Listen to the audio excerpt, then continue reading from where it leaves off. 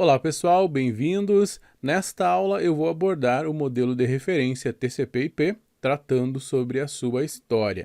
Então, para começarmos, é importante conhecer a história da ARPANET, considerada a mãe da internet. A ARPANET, ela era uma rede de pesquisa que era patrocinada pelo Departamento de Defesa dos Estados Unidos.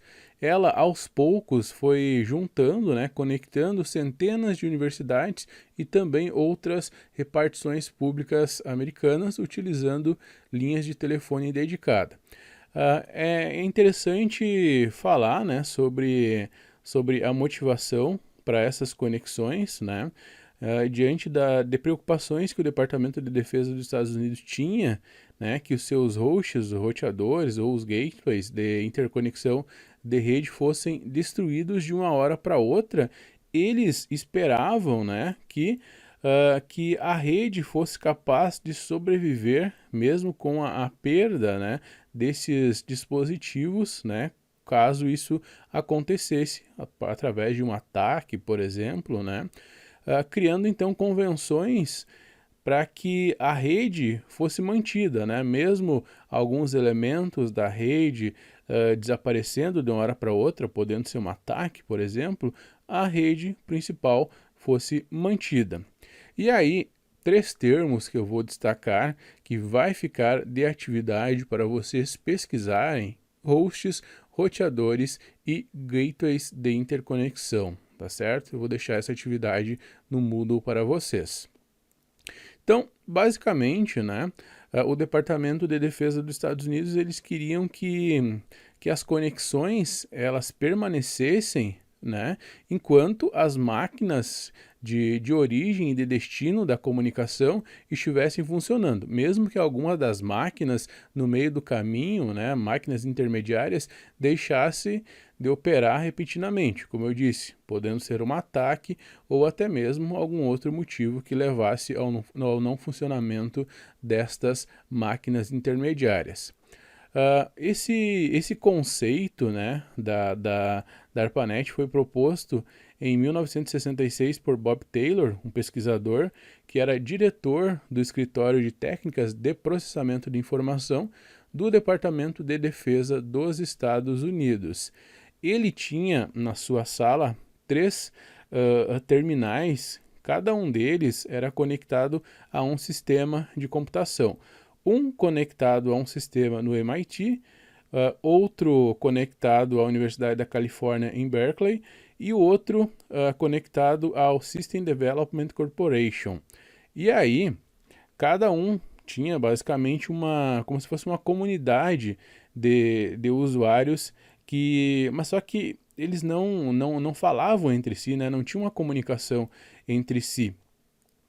Então, basicamente, se o Taylor ele precisasse falar com um usuário, em um determinado sistema, a comunicação estaria acontecendo. Mas se ele precisasse consultar um usuário em outro sistema, ele tinha que sair do terminal que ele estava e ir para o outro terminal que tinha alguma ligação com, o sistema que ele queria conversar, Então, ele tinha que levantar e ir para o terminal correspondente.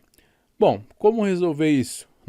Para ele, em algum momento, pareceu uma solução óbvia, interligar os sistemas, a partir de um único terminal, que em um único terminal ele pudesse fazer o acesso a qualquer lugar que fosse necessário. E esse projeto ele foi aprovado por Charles Helsfeld, que era diretor da ARPA na época, e recebeu um orçamento de $1 milhão para ser realizado. É interessante que tudo isso aconteceu de uma forma muito rápida, desde a assinatura do contrato até os primeiros testes da rede. Tudo isso aconteceu basicamente em 6 meses, muito rápido mesmo. Então aqui a gente tem o início da ARPANET, ela tendo apenas 4 nós, entre aspas. Nós, basicamente, cada nó aqui se refere a um computador em uma universidade, já que 4 universidades faziam parte desse primeiro projeto, né, dessa primeira conexão. Era a Universidade da Califórnia em Los Angeles, o Instituto de Pesquisa de Stanford, a Universidade da Califórnia em Santa Bárbara e a Escola de Computação da Universidade de Utah. Então aqui no mapa dos Estados Unidos é possível verificar essas universidades e a conexão entre elas. Então aqui a gente tem o Instituto de Pesquisa de Stanford, aqui a gente tem a Universidade da Califórnia em Santa Bárbara, aqui a gente tem a Universidade da Califórnia em Los Angeles e aqui a gente tem a Escola de Computação da Universidade de Utah e é possível visualizar a conexão entre elas.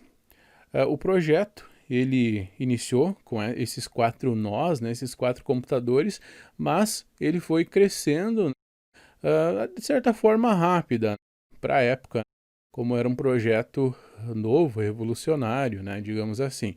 Então, passou para 9 nós em junho de 1970, 13 nós em dezembro de 1970, 18 em setembro de 1971, 40 nós 2 anos mais tarde, e no ano de 1981 já eram mais de 200 computadores conectados à rede. E aí tinha um aumento de a cada 20 dias um novo computador acabava se juntando à rede. No ano de 1973, a ARPANET ela começou a expandir para outros países, né, outras instituições de ensino, né, começaram a se juntar. Inicialmente 2 se juntaram, uma na Noruega e depois outra instituição de ensino de Londres foram adicionadas à rede. Esses então foram os primeiros passos, né, para a criação de uma teia global, que foram as primeiras instituições fora dos Estados Unidos a se juntarem à teia global, né, a teia de conexões.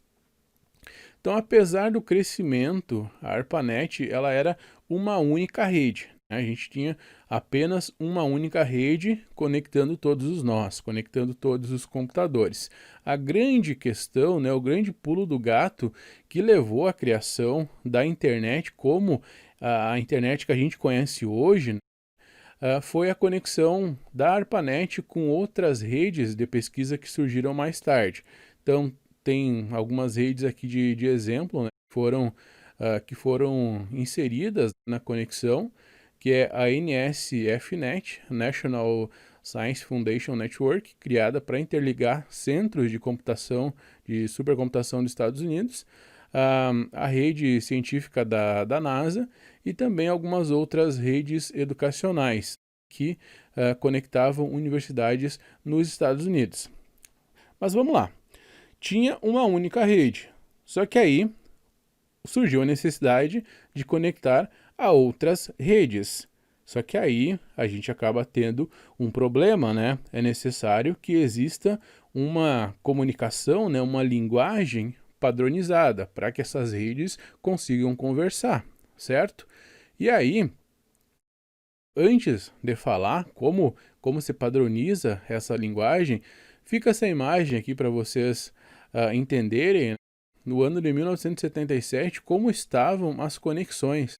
Então aqui a gente já consegue ver várias conexões sendo realizadas. E aqui dentro, outras redes, como eu falei para vocês, né, outras redes foram inseridas, né, no meio da ARPANET. Como eu expliquei para vocês, a rede da NSFNet, por exemplo, né, a rede científica da NASA e também outras redes educacionais. E para resolver o problema e fazer com que as redes conversassem, era necessário que elas usassem uma linguagem que fosse comum, basicamente um protocolo que fosse comum a elas. Um protocolo, por curiosidade para vocês, é um acordo entre partes. Então era necessário que as partes envolvidas na comunicação tivessem um acordo. Então, que elas usassem uma mesma linguagem, né, de comunicação. Isso foi resolvido em 1974 com a criação do protocolo TCP, que junto com o protocolo IP, né, ele se tornou o TCP/IP, que dá o nome ao modelo de referência que estamos estudando, né, que é a base para todas as conexões de internet até o que a gente tem hoje. Bem, pessoal, e esta é a história da ARPANET, considerada a mãe da internet. Então, esse que foi um projeto que foi patrocinado pelo Departamento de Defesa dos Estados Unidos e depois ele foi já testado, iniciou sendo testado em 4 instituições de ensino americanas, e depois foi se expandindo e formou-se uma teia de conexões, mas como eu expliquei, era apenas uma única rede e em certo momento surgiu a necessidade de que esta rede se comunicasse com algumas outras redes. E aí ocorreu, né, a necessidade de que existisse uma padronização na linguagem e surgindo então o modelo de referência TCP/IP, tá certo? Bom, eu agradeço muito pela atenção de todos vocês. Levem suas dúvidas para a aula ou encaminhem por e-mail ou perguntem até no WhatsApp, que eu ficarei muito feliz em respondê-los, ok? Um abraço e a gente se vê na próxima aula.